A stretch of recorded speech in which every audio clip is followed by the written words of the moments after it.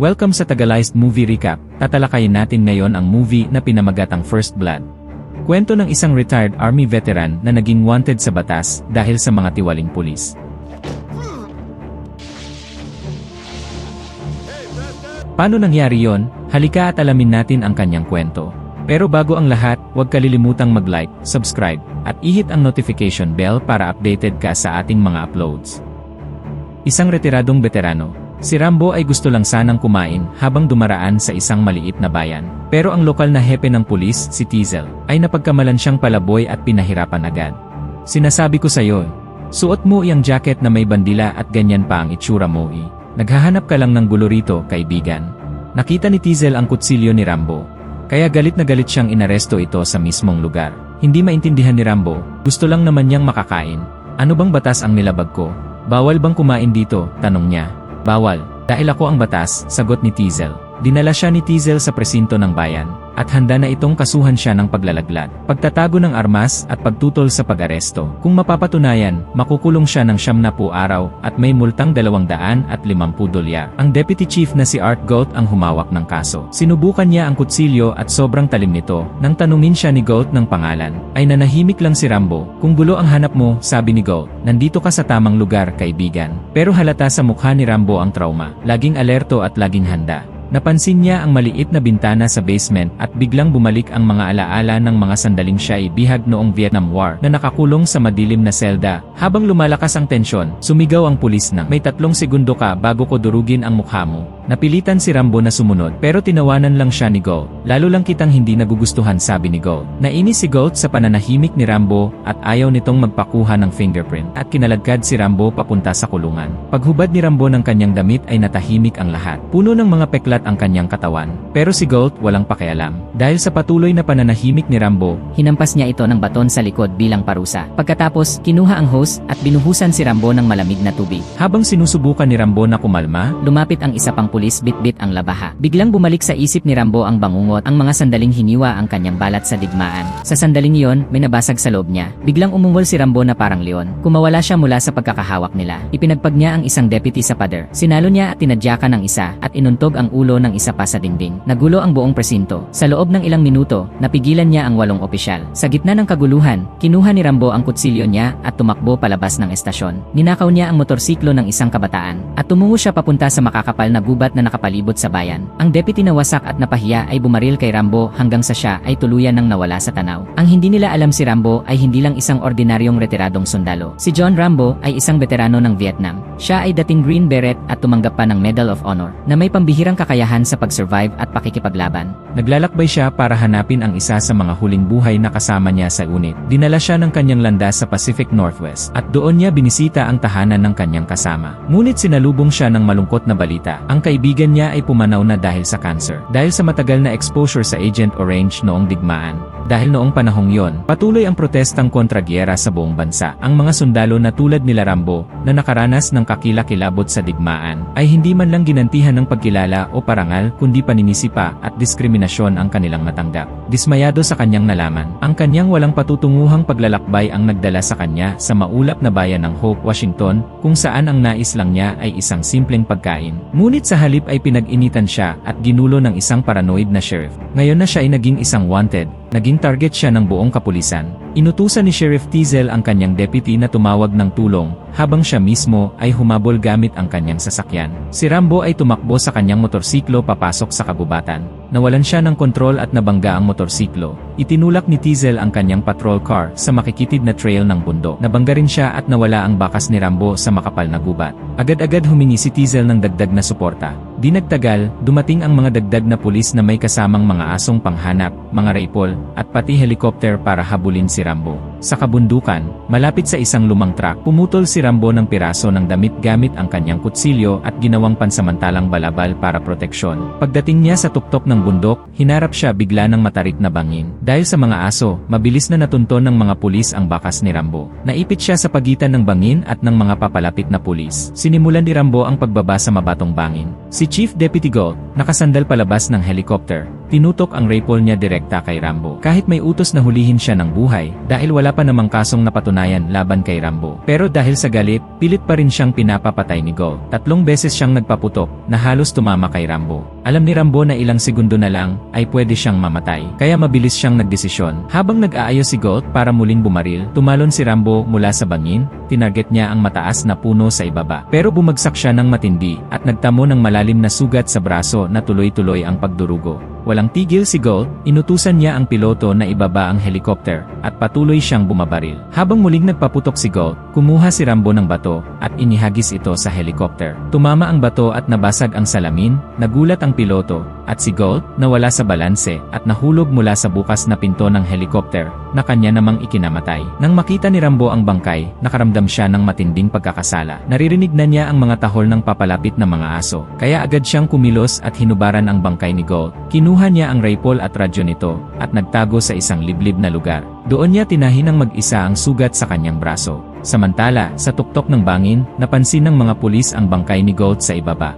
Biglang lumitaw si Rambo, nakataas ang kamay, pilit na nagpapaliwanag na aksidente lang ang nangyari. Pero bingi si Teasel sa paliwanag. Nagpaputok siya ng walang pag-aalinlangan, kaya napilitan si Rambo na muling tumakas papunta sa kabundukan. Sa istasyon naman, dumating ang military file ni Rambo. Si John Rambo ay isang veterano ng digmaan sa Vietnam. Isa siyang Green Beret at tumanggap ng Congressional Medal of Honor. Namangha ang mga batang deputy sa kanya. Hindi ito isang ordinaryong tao lang, hinubog siya ng kabagsikan at karahasan ng digmaan. Nagsimulang maintindihan nila na kung pipiliin ni Rambo na makipaglaban, wala silang magiging palag sa kanya. Pero nananatiling nakakapit si Teasel sa paniniwalang nag-iisa lang si Rambo. Higit sa lahat, ang kamatayan ni Gold ay humihingi ng paghihiganti. Samantala, kahit buong gubat pa ang nasasakupan ni Rambo, alam niyang hindi basta susuko si Teasel, kaya nagsimula siyang maghanda. Tinakpan niya ang sarili gamit ang mga sanga at dahon, at pinatalim ang mga paitaas na tungkod gamit ang kanyang combat knife para gawing mga bitag. Pinamunuan ni Teasel ang kanyang mga tao papasok sa makapal na gubat. Nang biglang may gumalaw na anino sa pagitan ng mga puno, agad na pinakawalan ng mga opisyal ang isa sa kanilang mga aso. Ngunit pagkaraan ng ilang putok, maririnig na umiiyak sa sakit ang aso. Bago pa sila makakilos, nag-umpisa ng umusbong ang putukan na ikinagulat ng mga deputy. Dumapa sila sa lupa at tumira pabalik. Ngunit kanilang natuklasan na ang target pala ay isang patibong. Hinimok ni Teasel ang kanyang grupo na magpatuloy.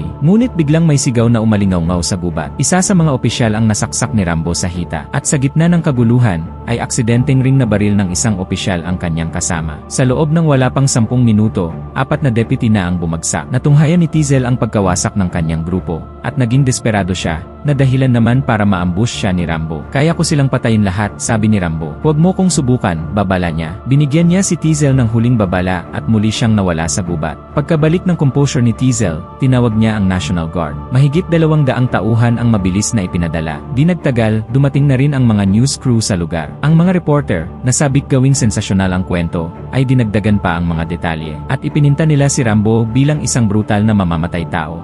Sinasabi nila na pumatay si Rambo ng isang deputy sheriff at sinubukan pang patayin ang 6 na natira. Pumasok na ang commander ng state police na si Dave. Sinubukan niyang akuin at kontrolin ang operasyon. Matigas ang ulo ni Teasel. Ipinilit niyang siya mismo ang hahabol at huhuli kay Rambo. Mula sa kapwa opisyal, nalaman ni Dave na binugbog at minaltrato nila si Rambo habang nakakulong. At sa presinto pa mismo iyon nangyari. Ngunit nanatiling walang pakialam si Teasel. Iginiit niyang kung may nilabag man si Gold, dapat itong harapin sa tamang proseso ng batas. Dahil para sa kanya, walang sapat na dahilan si Rambo para pumatay ng sinuman. Habang inaayos ni Teasel ang susunod na operasyon, dumating ang isang bagong opisyal sa command tent na si Colonel Sam Trotman. Ipinakilala niya ang sarili bilang dating commanding officer ni Rambo na ipinadala ng militar upang kunin pabalik si Rambo. Ngunit tinanggihan agad ni Teasel ang ideya. Sibilyan na si Rambo ngayon, anya, kaya problema ko na siya. Pero si Trotman, kalmado ngunit may halong panunukso ang tono, ipinahiwatig niya na hindi nauunawaan ni Teasel ang bigat ng sitwasyon. Hindi ako nandito para iligtas si Rambo mula sa iyo, sabi niya. Nandito ako para iligtas ka mula sa kanya. Si Trotman ang mismong nagsanay kay Rambo noong digmaan sa Vietnam, kaya mas kilala niya ito kaysa sa kaninuman. Alam niya kung anong klaseng tao ang kaharap nila, isang survivalist at eksperto sa guerrilla warfare, isang bihasang mamamatay na nakatapos ng mga delikadong misyon sa teritoryo pa mismo ng kalaban. Binantaan niya ang lahat na kung patuloy nilang pipigain si Rambo, mauwi lang ito sa trahedya. Sa halip, hinimok ni Trotman si Teasel na pahupain ang sitwasyon. Pwede niyo siyang hulihin sa ibang araw na lang, sabi niya. Naalala ni Teasel ang takot na naramdaman niya nang tutukan siya ni Rambo ng kutsilyo sa leg, kaya't bahagya siyang umatras. Pinayagan niya si Trotman na subukang kausapin si Rambo, gamit ang radyo ni Goat na ninakaw nito. Sa puntong ito, hindi man lang nagmadali si Rambo na tumakas mula sa gubat. Sa halip, nangaso siya ng baboy ramo at nagtago sa isang abandonadong minahan. Ngunit nang marinig niya ang boses ni Colonel Trotman sa radyo, bumalik sa kanya ang mga alaala ng Vietnam. Parang isang bangungot na yumanig sa kanya. Si Trotman, umaasang maabot ang dating samahan nila, pinapakiusap kay Rambo na sumuko at lumabas ng bundok ng buhay. Papasok ako at kukunin kita palabas na ligtas. Ngunit tumanggi si Rambo. Wala sanang gulo kung hindi dahil sa mayabang na pulis na yon, sabi niya. Gusto ko lang naman sana kumain, dagdag pa niya. Sinisi niya ang sheriff sa pagsisimula ng gulo at karahasan. Sila ang unang nanakit, hindi ako. Sinabi niya kay Trotman na siya na lang ang natira sa kanilang unit. Wala na akong babalikan, sabi niya. Pagkatapos nito, pinutol niya ang transmisyon. Habang hindi pinapansin ang babala ni Trotman, si Sheriff Teasel ay natuwa na parang nanalo sa loto. Ginamit niya ng tuso ang transmit ni Rambo para matunton ang lokasyon nito. Gamit ang nakuhang coordinates, isang capture team ang mabilis na nakadiskubre ng pasukan ng isang lumang minahan. Ngunit inasahan na ni Rambo ang gagawin nila, at nagtago siya sa malapit na ilog. Nang ligtas na ang paligid, ay tahimik siyang lumabas at pumasok pabalik sa gubat.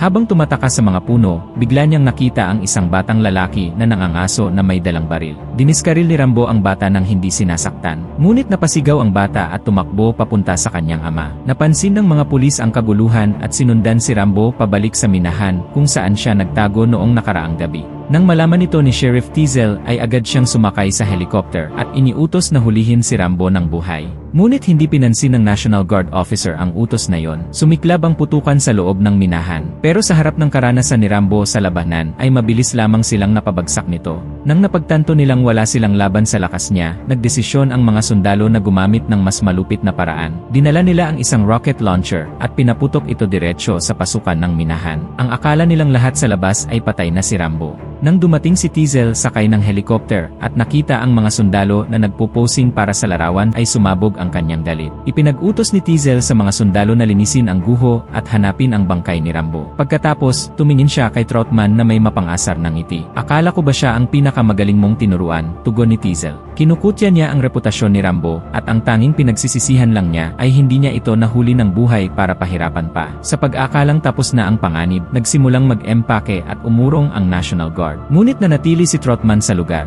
Ramdam niya sa instinct niya na hindi pa ito tapos. At tama siya. Bago pa man sumabog ang rocket, narinig na ni Rambo ang panganib na papalapit. Mabilis siyang umatras, patungo sa loob ng minahan. Habang lumalalim, mas sumisikip ang daan. Pagkatapos ng paghihirap sa dilim, natagpuan niya ang isang lagusan palabas. Mula roon, nakita niyang dumaan ang isang konvoy ng National Guard. Tamang-tama ang tiyempo, tumalon siya sa ibabaw ng isa sa mga truck at agad niyang tinutukan ang driver. Pinilit ni Rambo ang driver na tumalon at iwan ang truck at agad niya itong inagaw. Makalipas ang ilang sandali, nadaanan ng isang patrol car ang tumatakas na driver. Mabilis kumalat ang balitang buhay pa si Rambo. Dahil sa galit at paghihiganti, bumulusok si Rambo palabas ng kabundukan, diretsyo papuntang bayan. Sa daan tinakasan niya ang isang pulis na humahabol sa pamamagitan ng pagbangga nito.